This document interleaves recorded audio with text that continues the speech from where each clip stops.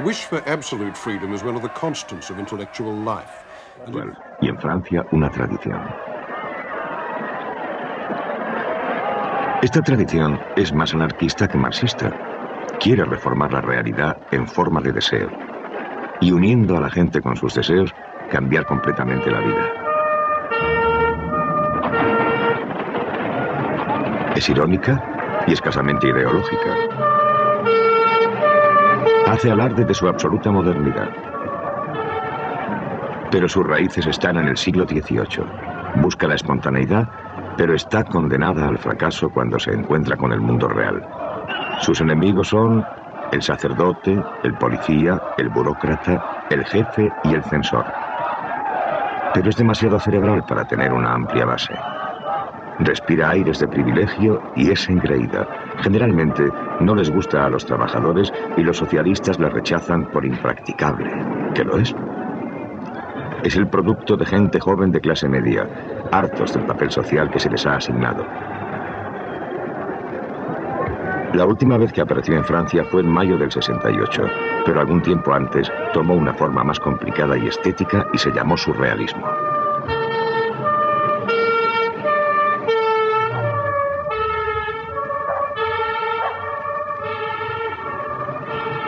El umbral de la libertad.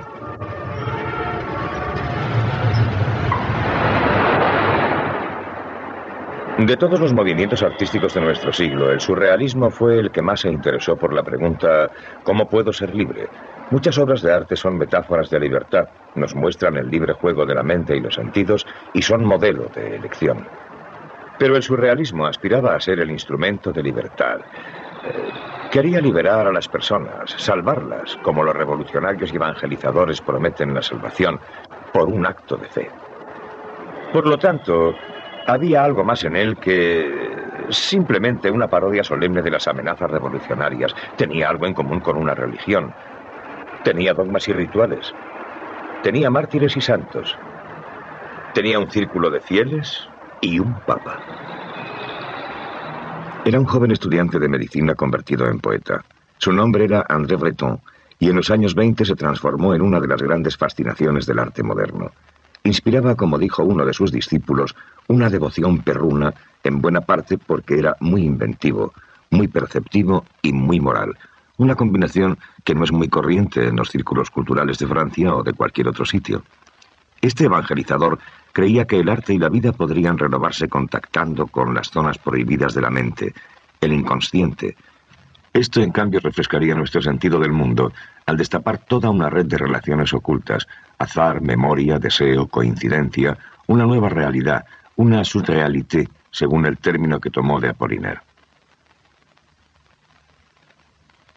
El sueño era el instrumento para ello. El id habla en los sueños. La mente soñadora era la verdad sin legislar, y también lo era la neurosis, la forma permanente e involuntaria de los sueños. En esto, Breton y su círculo formaban parte del gran movimiento intelectual cuyo motor era la obra de Sigmund Freud. Pero realmente no eran freudianos, y no hay pruebas de que Freud los tomara en serio, como tampoco de que Stalin llegara a tener noticia de los masoquistas esfuerzos de los surrealistas para ponerse al servicio del comunismo en los años 30. Breton era un jefe de clan natural y pronto adquirió la devoción de un grupo amablemente caricaturizado aquí por Max Ernst en 1922. En aquellos primeros años era sobre todo un grupo literario, pero el espíritu que preside la pintura surrealista estaba allí. Su nombre era Giorgio de Chirico, y su obra fue el eslabón entre romanticismo y surrealismo. Bajo la superficie racionalista del arte decimonónico fluye una fascinación por los sueños, por el misterio, la melancolía y el miedo. Era un mundo de fantasmas prefreudianos. La influencia más grande en De Chirico viene de Arnold Böcklin, un alemán del siglo XIX. Estaba especializado en imágenes de muerte y melancolía dispuestas entre las ruinas y costas italianas.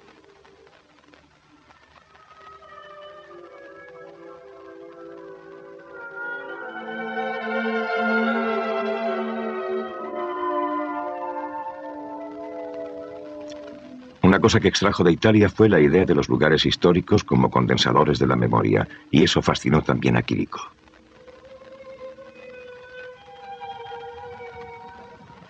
Lo que descubrió en las plazas y arcadas de Italia no fue la sólida realidad arquitectónica, sino su teatralidad.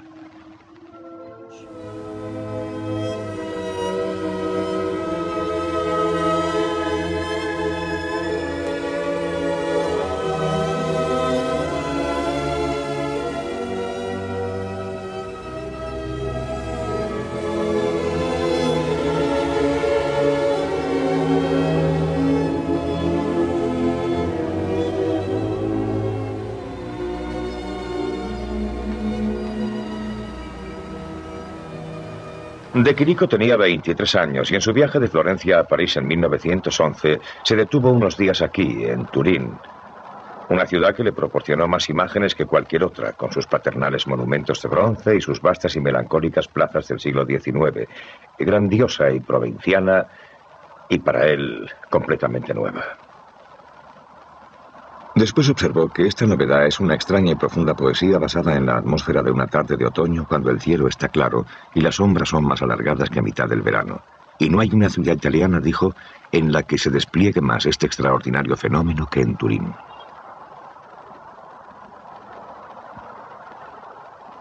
Así que aquí tenemos el plano verbal para los cuadros con los que De Chirico iba a tener una influencia tan enorme sobre el surrealismo.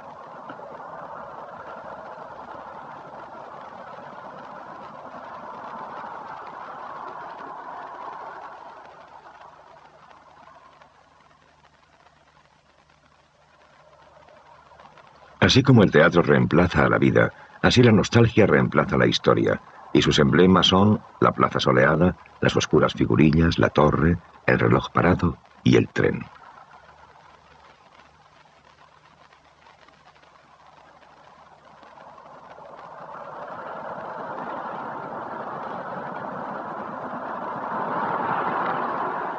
De Chirico era todavía un veinteañero cuando quedó cautivado por lo que llamaba la metafísica de esas escenas. Esa cualidad especial de la ciudad de Turín de la que habla Nietzsche me reveló un fenómeno espiritual que yo no había conocido antes. De hecho, comprendí que lo que vio en Turín, muy especialmente en sus arcadas, era algo profundamente poético. Me di cuenta del valor de este descubrimiento de Nietzsche.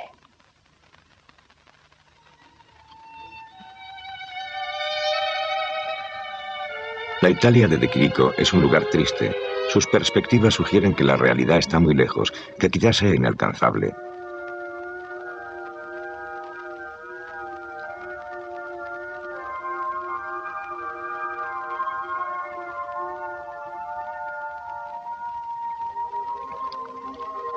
La sociedad humana ha cesado de existir. Las principales figuras de sus plazas son estatuas. Y en el más inquietante de todos sus cuadros, llamado Misterio y Melancolía de una calle, la estatua ni siquiera aparece. Tan solo se anuncia con la punta de su larga sombra, atrayendo a la niña hacia ella.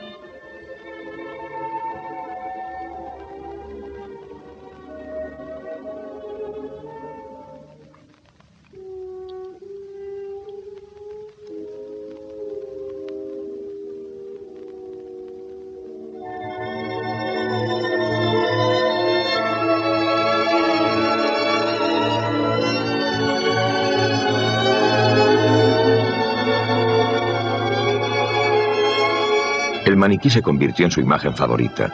Ni hombre ni escultura a mitad de camino entre los dos. Un boceto de hombre hecho de herramientas y recuerdos, partes y emblemas. Una metáfora de la fragmentada conciencia moderna.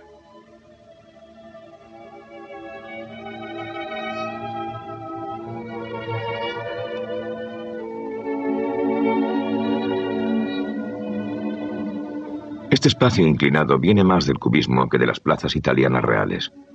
Pero no era el andamio cubista lo que admiraba el surrealismo. Eran los extraños encuentros entre objetos y la claridad que los pintores surrealistas imitarían más tarde porque hace que el sueño parezca real. El espacio de Quirico se hizo una norma del arte surrealista, un lugar neutral, un plano ideal donde cosas extrañas se encuentran a plena luz.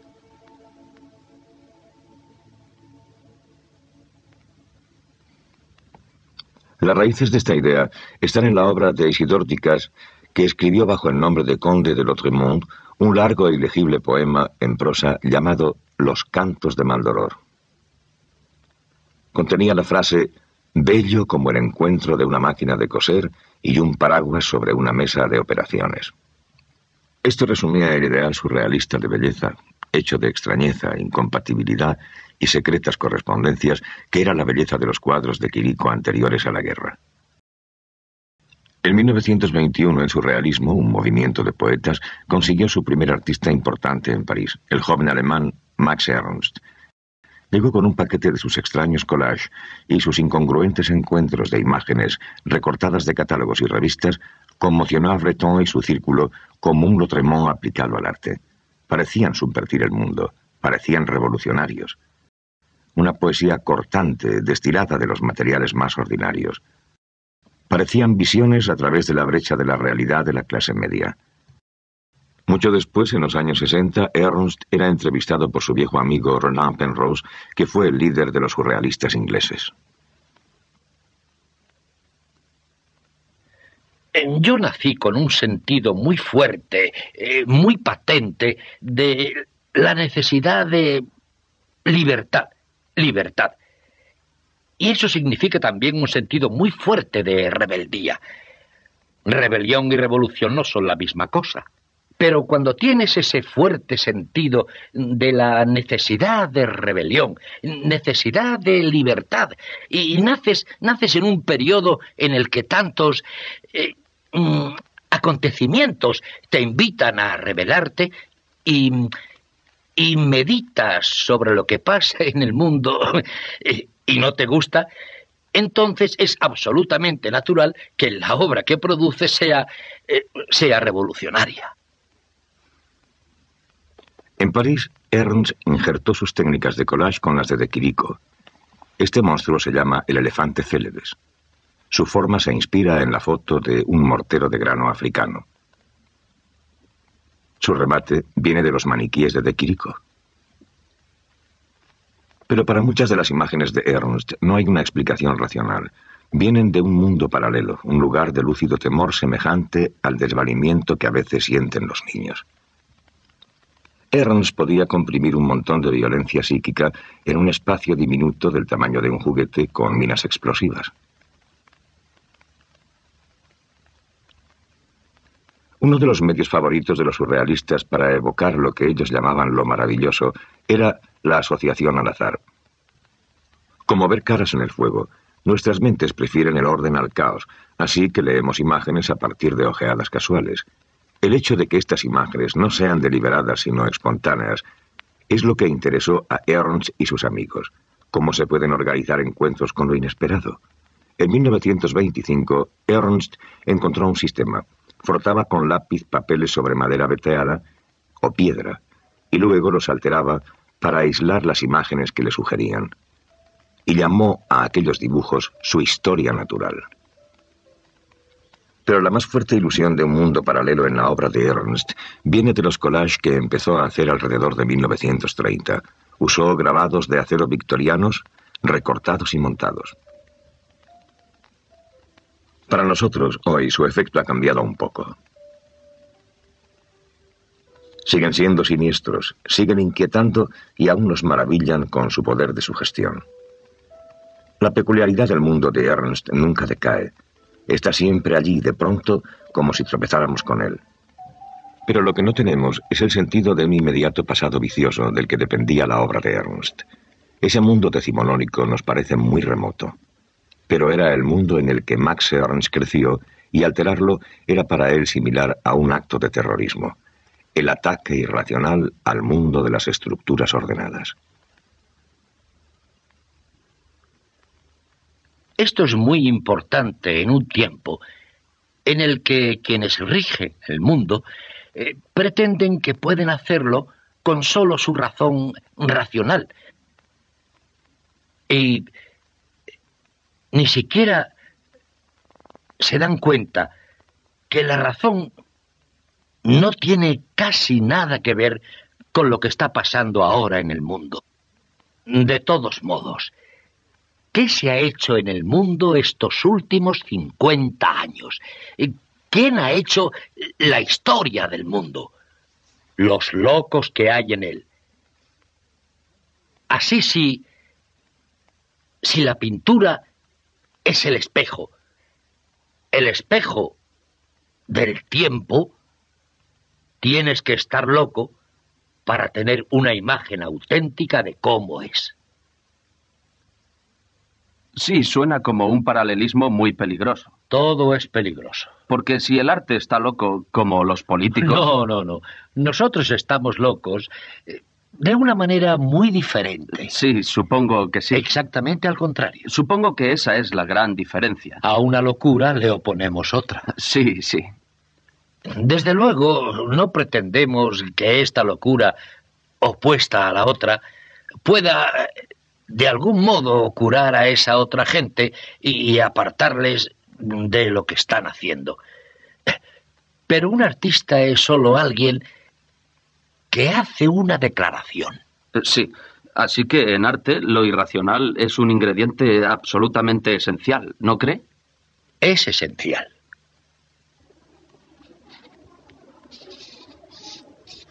La irracionalidad no tiene una forma fija, y en su búsqueda los surrealistas tenían que imitar las convenciones del arte en el que aparecía. Había, por ejemplo, el arte de los niños. Estos siempre han dibujado y pintado. Pero hasta el siglo XVIII el arte infantil no parecía una forma cultural especial con algo que contarnos sobre el crecimiento y la vida de la mente. Los surrealistas lo creían apasionadamente. Creían en el ojo inocente, puesto que los niños pequeños no estaban reprimidos como sus padres. La locura era otra cultura en sí misma. Para los surrealistas era la forma suprema de rebelión, el gran no de la mente a un mundo intolerable.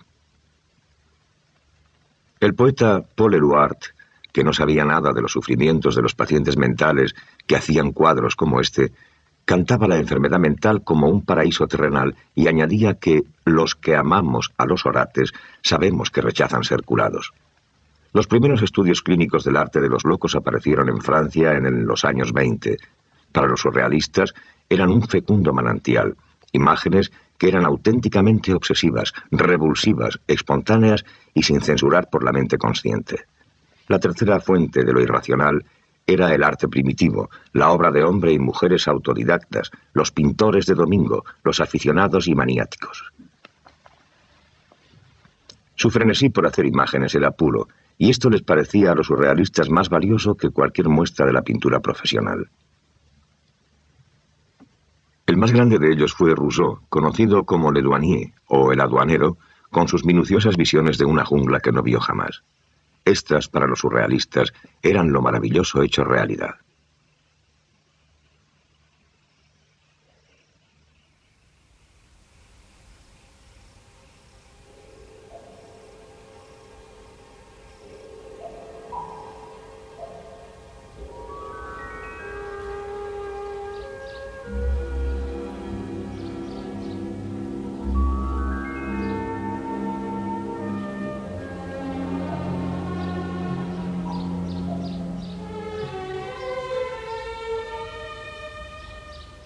En 1879, un cartero rural francés del pueblo de Hauterive cogió una piedra.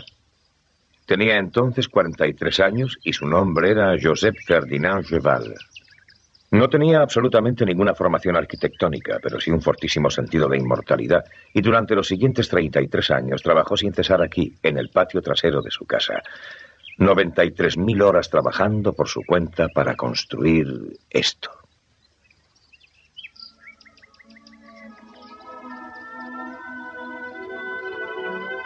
Lo hizo con piedras y cemento y barras de hierro y trozos de alambre y conchas de ostras recogidas del restaurante local y con todo lo que llegaba a sus manos.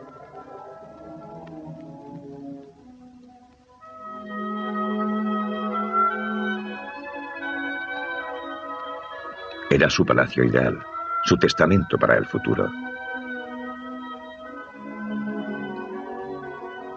Era también la mayor obra de arte no oficial que ha venido a nosotros desde el siglo XIX.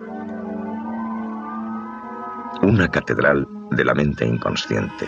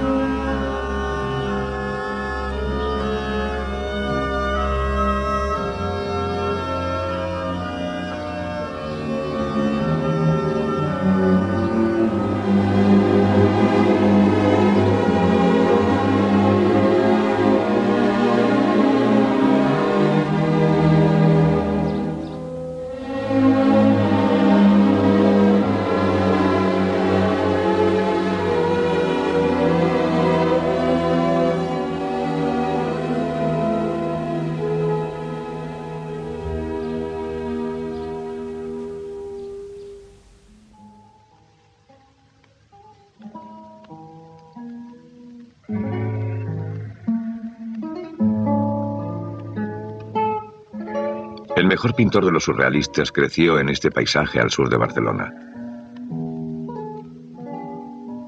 Su nombre es Joan Miró y ha sobrevivido a la mayoría de sus compañeros artistas.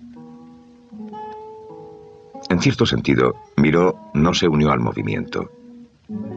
El surrealismo se unió a él. Necesitaba su arte, una libre y lírica mezcla de cuentos populares, erotismo, humor sardónico y absurdo. Cuando era un muchacho, antes de 1920, le vemos convertirse en un pintor moderno. Primero, el brillante color mediterráneo derivado de Matisse. Y luego mirando al cubismo para la geometría. En esta etapa su arte es una visión de detalles, como un bíblico recuento de bendiciones.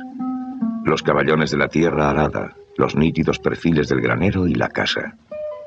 Las criaturas aparecen planas y brillantes, una a una, como en los frescos románicos catalanes.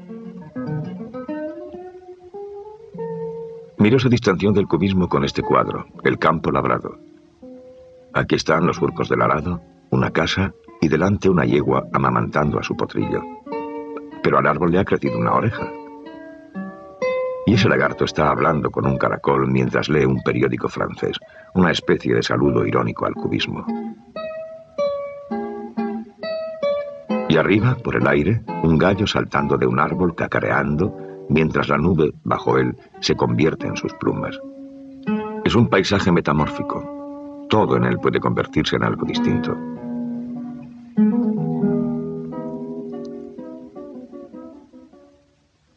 En esta imagen le están dando el pecho a un niño. En los años 20, con obras como esta Maternidad, Miró se convierte en el moderno heredero de los iluminadores medievales, de los escultores románicos con sus bestiarios y demonios, y del Bosco, Jeronimus Bosch.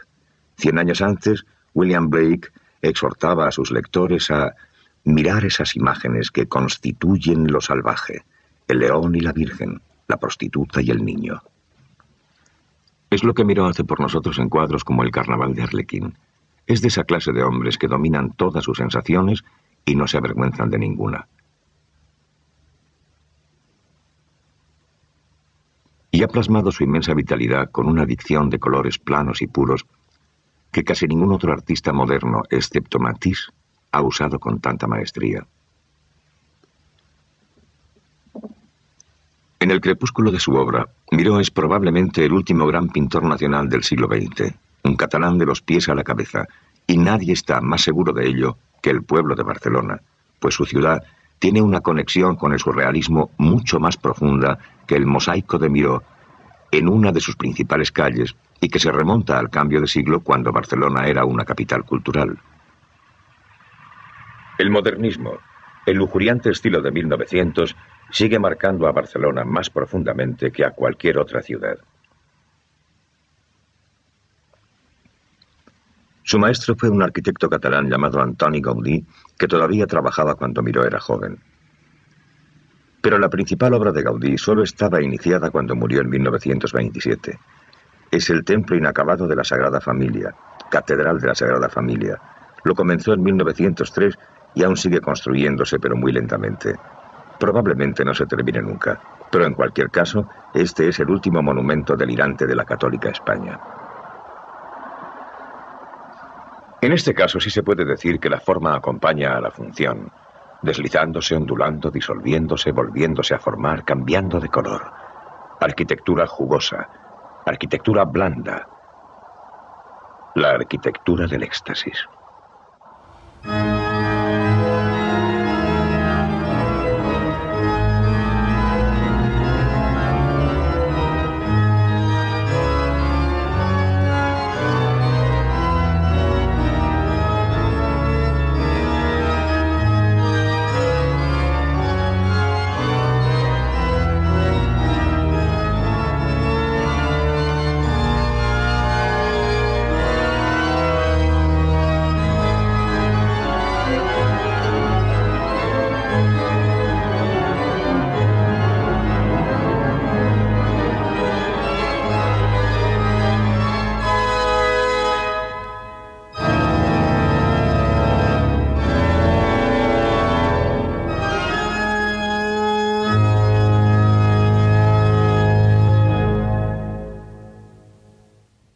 En la parte alta de la ciudad está el Parque Güell, que Gaudí creó para sus principales clientes, la familia Güell.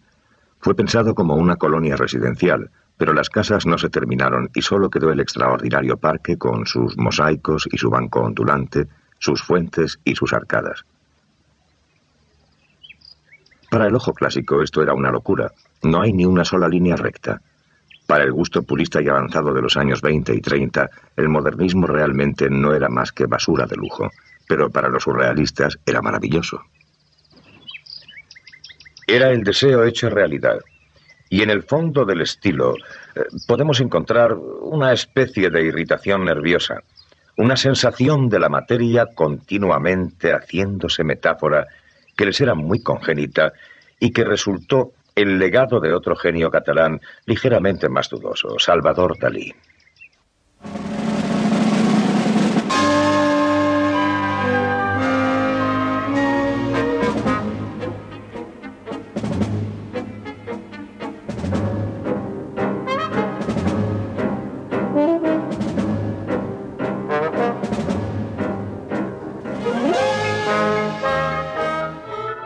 Durante casi 40 años, Dalí ha sido uno de los dos pintores vivos más famosos. Su bigote era el único rival de la oreja de Van Gogh y la potencia de Picasso. ¿Le molesta por la noche? Quiero decir, ¿tiene que sujetárselo con pinzas o algo así? ¿O se queda levantado por la noche? De noche no. Lo lavo cada noche. Y se pone lacio. Así que de noche se baja. Completamente, completamente. Y luego por la mañana se levanta otra vez. 3 minutos, solo 3 minutos para arreglar mi bigote. Entonces siente que se puede enfrentar al mundo con ese maravilloso bigote levantado. Sí, porque cada día se hace más práctico para mi inspiración. Bien, me fascina saberlo.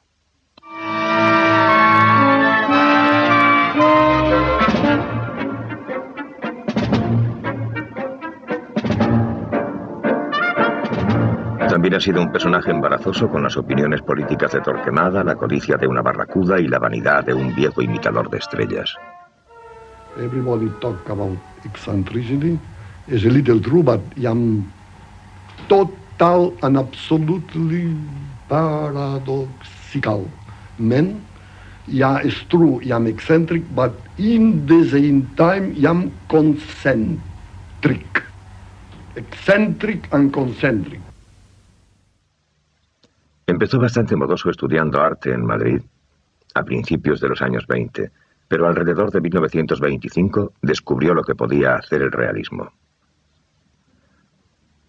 Podía alterar el sentido de la realidad. En vez de la superficie moderna, Dalí se dedicó a lo que llamaba todos los paralizantes trucos para engañar al ojo. Precisión fotográfica, montones de detalles y pintura relamida. A esto le añadió lo que llamaba su método paranoico crítico. Básicamente, quiere decir mirar una cosa y ver otra, como estas figuras que forman un rostro. Dalí usó en sus cuadros este truco una y otra vez. Este se llama la metamorfosis de Narciso. Ahí, a la izquierda, está agachado con la cabeza en su rodilla contemplando su reflejo en el agua. Y la gigantesca mano de la derecha, mostrando un huevo del que brota un narciso, imita exactamente su cuerpo.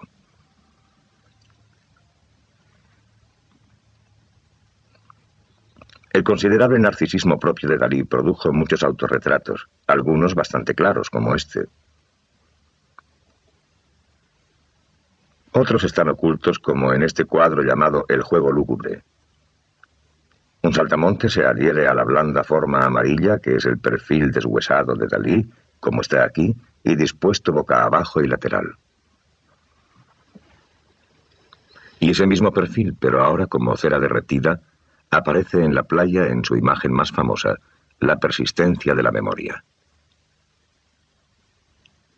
Dalí tenía un brillante sentido de la provocación. Llegó hasta alarmar a Breton y provocó una solemne disputa entre sus compañeros surrealistas sobre si unos pantalones salpicados de heces eran una imagen del sueño aceptable o no.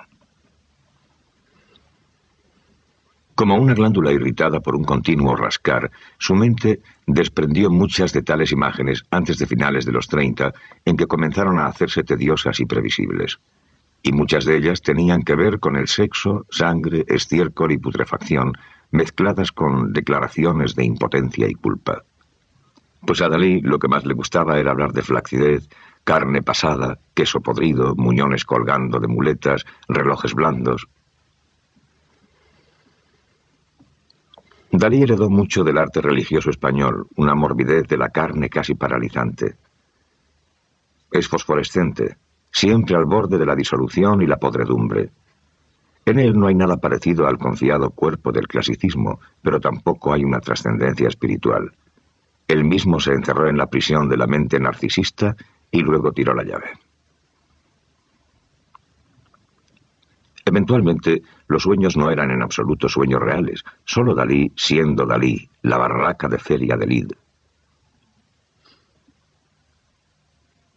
No había cumplido los 40 cuando Freud dijo su última palabra sobre él.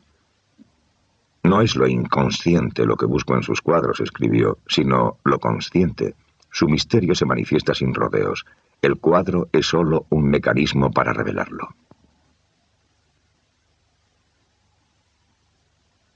Así es él, no lo bastante grande para el mármol, pero justo para la cera. Es adecuadísimo que Dalí haya encontrado su sitio aquí en el Museo de Cera de París, el Musée des Vins, representando a la cultura junto con la novelista Françoise Sagan y el modisto Pierre Cardin, porque el Museo de Cera era uno de los puntos favoritos del surrealismo. Era una mansión de ilusiones extrañas, pero de segunda mano. Las figuras de cera no son ni arte ni vida, son fracasos, híbridos siniestros, y desde este punto de vista, cuanto más burdas son, más potentes resultan. Se burlan de los poderes del arte y no ofrecen ninguno de los consuelos de la naturaleza. No es extraño que les gustaran a los surrealistas.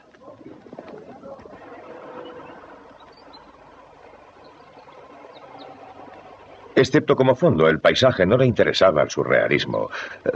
Puede que lo encontraran desagradablemente bucólico. Era un movimiento de ciudad hecho por jóvenes pedantes, pálidos y agresivos, cuyo cubrir natural era el café y su ciudad esencial, París. De hecho, es imposible imaginárselo sin París. Y el equivalente a la infinita variedad de la naturaleza era la infinita profusión de deslumbrantes objetos que se depositaban aquí en el Marché Opus. Naturalmente, eso era en los buenos tiempos del ayer, antes de que empezaran a llamar antigüedades a la chatarra. Pero aún así, nunca sabes lo que te puedes encontrar aquí. Este rastro era como la mente inconsciente del capitalismo. Contenía los excedentes reprimidos. Aquí es donde la máquina de coser se encontró con el paraguas sobre la mesa de operaciones, y a su debido tiempo tuvo toda una extensa prole, una nueva obra de arte, el objeto surrealista. El objeto era un collage tridimensional. Los surrealistas creían que hacía visibles las afinidades secretas. Era un modo de desclasificar el mundo y hacerlo permeable a la imaginación. Una cabeza con los ojos cerrados por cremallera se convierte en la imagen serenamente sádica de Marcel Jean, el espíritu de la gardenia. Victor Blauner hizo una mesa lobo.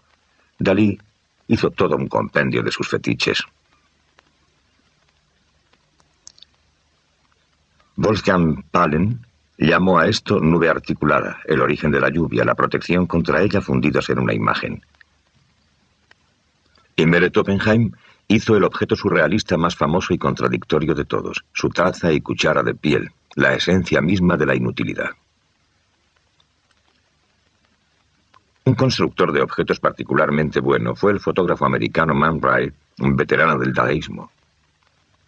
Un objeto es el resultado de mirar algo que en sí mismo no tiene ninguna cualidad o encanto. Cojo algo que no tiene ningún significado en sí. No me importa en absoluto las cualidades estéticas del objeto. Estoy en contra de la artesanía. Digo que el mundo está lleno de maravillosos artesanos, pero que hay muy pocos soñadores prácticos. En mis primeros días en París, cuando pasé por delante de una ferretería y vi una plancha en el escaparate, me dije: ahí tienes un objeto que es casi invisible. Quizá pueda hacer algo con él. Lo que hice fue añadirle algo que fuera provocativo, así que cogí una caja de clavos y los pegué en fila para hacerlo tan inútil como pensaba. Pero no hay nada inútil, siempre puedes encontrar un uso hasta para el objeto más extravagante. La plancha, titulada Regalo, era pura malicia. A este le llamó objeto para ser destruido.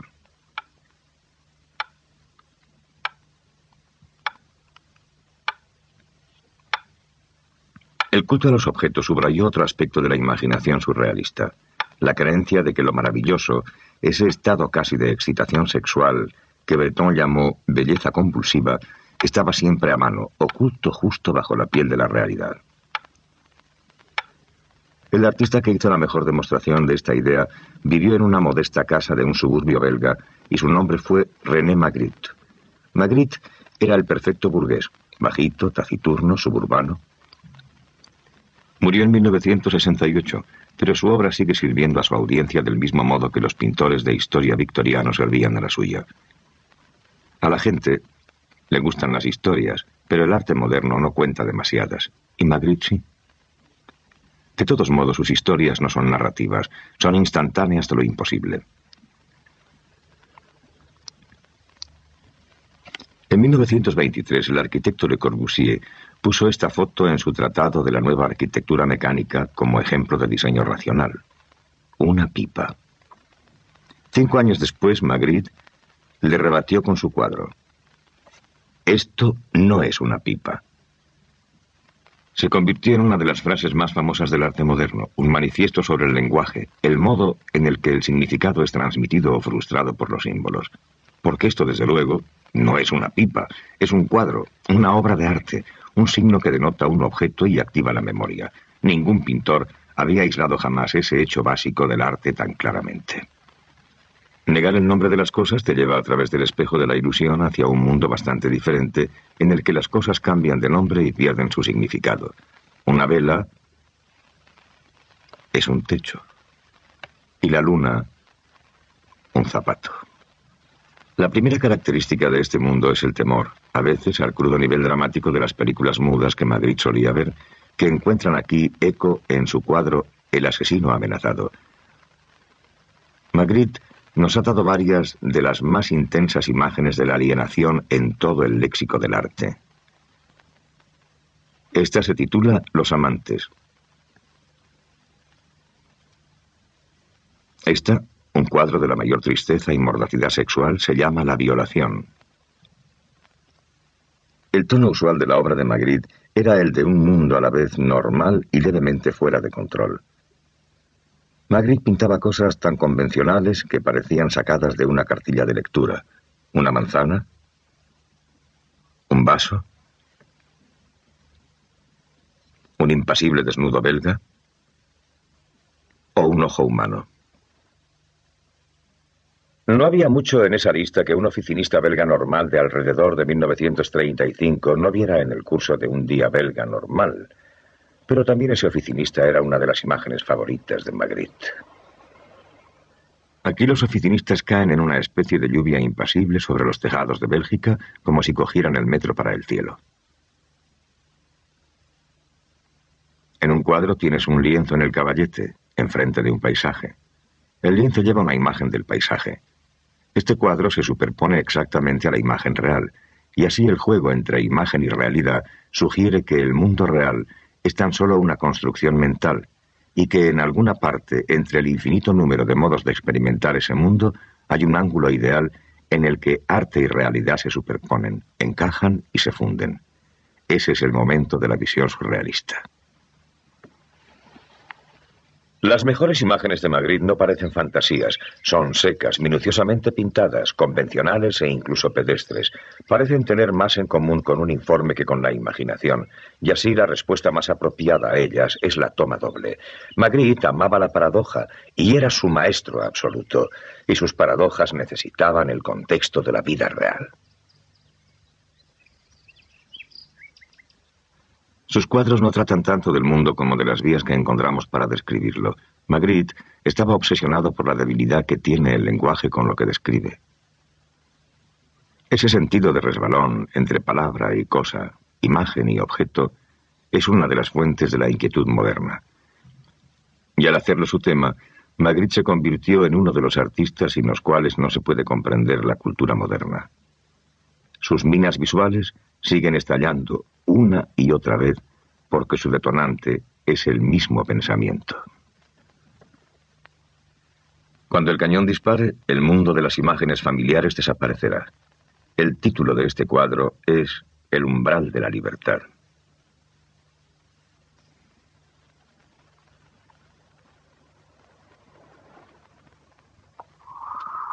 Los surrealistas no tenían héroes políticos ni vivos ni muertos, pero tenían una galería de santos, de hombres y mujeres que consideraban que habían vivido los ideales del movimiento antes de su tiempo. Y de estos, el más grande era el Marqués de Sade, cuyo castillo en Lacoste, en Provenza, estaba considerado como uno de los santos lugares del movimiento surrealista. El divino Marqués era un hombre del siglo XVIII al que los surrealistas respetaban porque predicó la supremacía del deseo y demostró algo que se ha convertido en un tópico de nuestro siglo, que para establecer el dominio de la razón, la imaginación debe ser reprimida y censurada. Sade fue el primer escritor que comprendió la relación entre sexo y política. La mayor parte de su obra la hizo en la cárcel, un buen sitio para pensar en lo impensable. Se convirtió en la incalificable respuesta a Rousseau y a su gazmoña propuesta de la bondad natural del hombre cuando vive en estado natural. Nada de eso, dijo Sade. No sabemos cómo son nuestras naturalezas y, más aún, no podemos llegar a conocerlas hasta que no lleguemos al límite absoluto de nuestros deseos, por muy espantoso que resulte este descubrimiento. Sade era un blasfemo, un ateo y un traidor a su clase, la aristocracia. Es natural, pues, que fuera tan atractivo para los surrealistas, que también eran ateos, blasfemos y traidores a su clase, la burguesía. El homenaje de los surrealistas a Sade, como esta propuesta de monumento de Man Ray, a menudo tenía un tono blasfemo que hoy puede parecer un poco anticuado, pero los surrealistas eran casi todos católicos bautizados y vivían en Francia cuando la Iglesia todavía tenía un gran poder. La peor blasfemia fue obra de Max Ernst. La Virgen María dándole una azotaina al niño Jesús, contemplada por los 3 Reyes Magos. Éluard Breton y el mismo Max Ernst.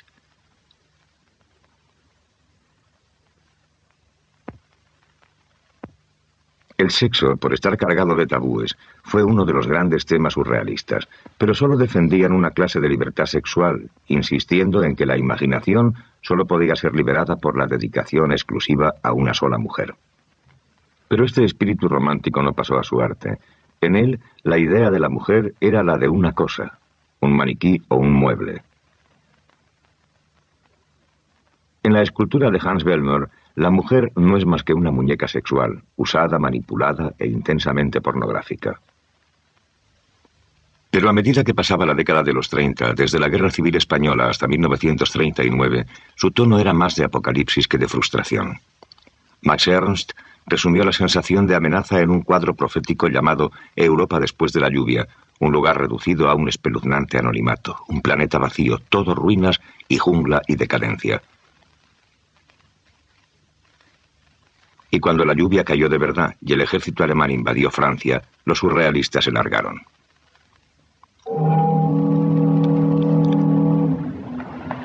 Muchos se fueron a América. Y así fue en Nueva York donde los restos del surrealismo echaron raíces y se transformaron. Pero el mayor artista americano de lo irracional ya vivía allí en una casa de madera de Utopia Parkway en Queens, en las afueras de Manhattan. Su nombre era Joseph Cornell y hacía cajas. En cierto sentido, la caja era una metáfora de la propia timidez de Cornell. Muy pocos artistas americanos han rehuido tanto su vida pública para defender su intimidad. Y aquí están sus emblemas, conservados bajo cristal, archivados entre muros de madera. Representan una realidad distante. No es exactamente una realidad histórica, más bien un teatro de la memoria cuyas imágenes van y vienen, combinándose una y otra vez. Los pájaros y los planetas, amuletos, hoteles de provincias y bailarinas y sellos extranjeros. Podían haber resultado unas preciosidades, como los objetos victorianos, pero no es así porque Cornell tenía un sentido riguroso de la forma, estricta y sobria, como la buena carpintería de New England. Los cuadros de Quirico están llenos de nostalgia por la experiencia perdida, pero en Cornell hay mucha menos sensación de pérdida. Todo está aquí y dominado como están los recuerdos en la mente. Algunas de las cajas son muy elaboradas. Esta se llama El Egipto de Mademoiselle Cléo de Merode. Esta fue una famosa cortesana francesa de 1890 con una reputación de avariciosa y bella por igual. En efecto, Cornell la compara con Cleopatra y le hace un cofrecillo con los emblemas de Egipto. Una esfinge, arena, perlas, serpientes del Nilo y todo lo demás. Cornell era ya un artista evolucionado, aunque desconocido, antes de que los surrealistas llegaran a América. La parte de lo irracional americano que debe más al surrealismo de los años 40 es la obra de pintores como Jackson Pollock, Mark Rothko y Arshile Gorky, que después serían llamados expresionistas abstractos, y entre ellos el puente fue Gorky. Este refugiado armenio tuvo una carrera peculiar con su febril imaginación, una profunda inseguridad y un eventual suicidio a los 44 años. Durante casi 20 años estuvo haciendo pastiches de los artistas que quería ser, de Picasso, luego de Miró, imitándoles en cuadros como este. Y luego, casi de golpe y porrazo, Gorky se descubrió a sí mismo. La fluida línea de telaraña que tomó de Miró comenzó a describir paisajes de una forma no demasiado abstracta, formas como tallos de flores, tendones, órganos sexuales, hígados, plumas. El lienzo late, está lleno de una especie de vida cálida, sudorosa, preconsciente, se dirige al cuerpo y no se sale de él. Un gran recurso de los pintores de Nueva York era el mito.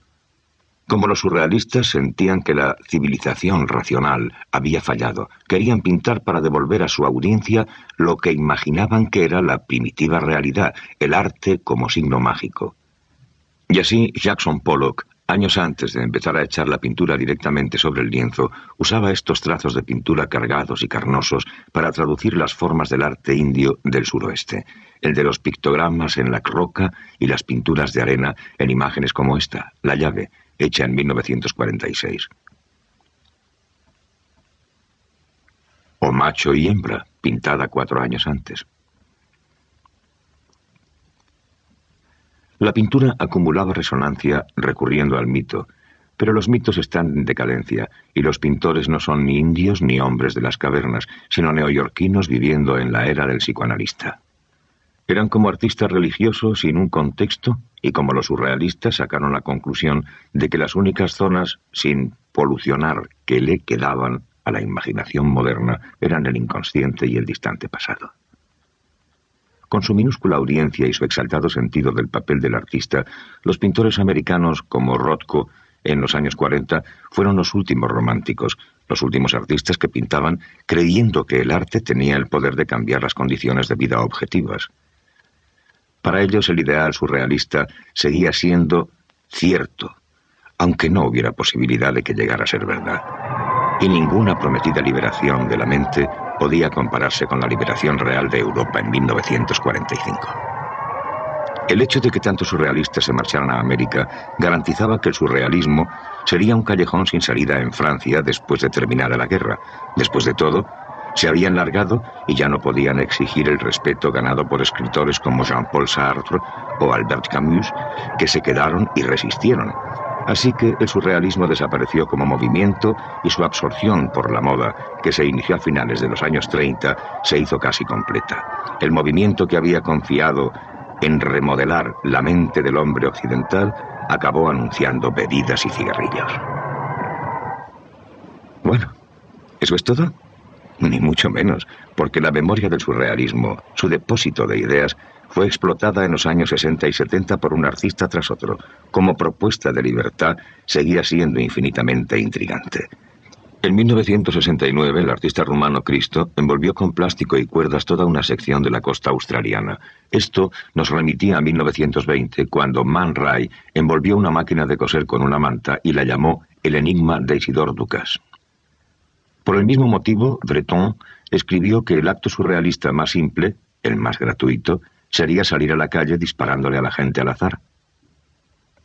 Ahora, casi 50 años después, un californiano llamado Chris Burden descargó su revólver sobre un avión de línea que despegaba en Los Ángeles. Falló. A esa acción la llamó arte.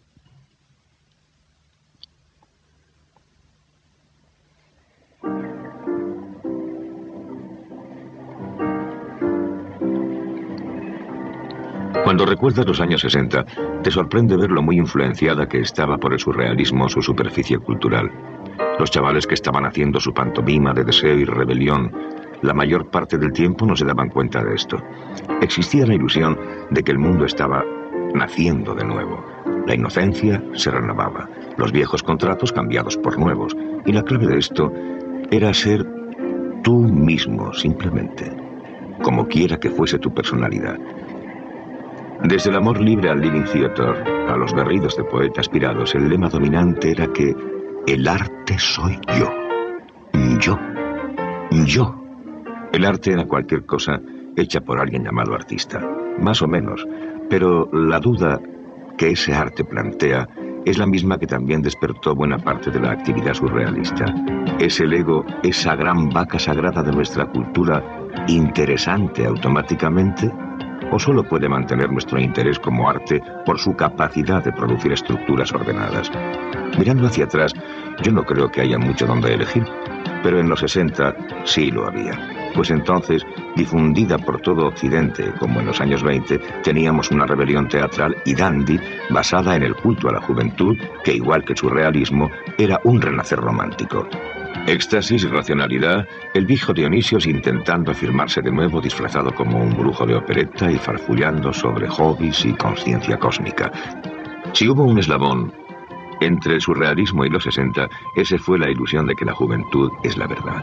Al nacer, uno sobrepasa la historia. Al encontrar la realidad insoportable, uno se convertía en profeta. Había otra guerra, esta vez en Vietnam, para ayudar a crear una idea de clase basada en la edad. Así se pensó, o más bien, se soñó. Pero esta fábrica de sueños quebró en los años 70.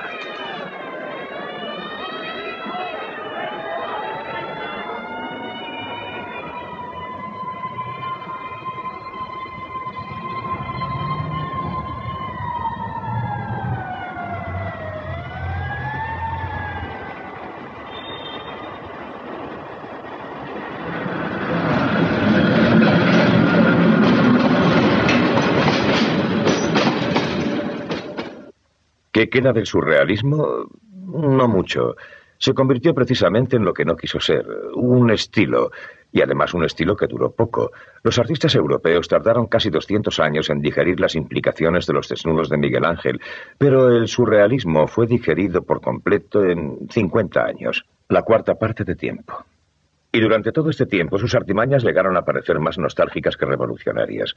Los Magrittes y Max Ernst, que antaño fueron intragables y contradictorios, ahora acaban consiguiendo precios altísimos en las subastas como meras unidades en esa suave corriente de cambio que empaña los significados del arte.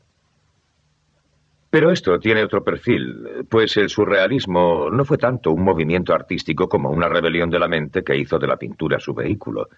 Puede que no vuelva a cobijarse en la pintura. Ayer el fantasma revoltoso tiraba bandejas en la cocina. Mañana puede que alborote el salón. Nunca se sabe. Es un fantasma muy resistente y duro de exorcizar, pero al que le va todo lo respondón, extravagante y libre. Y su misma picardía, su perversidad, es una forma de inocencia, una declaración de fe.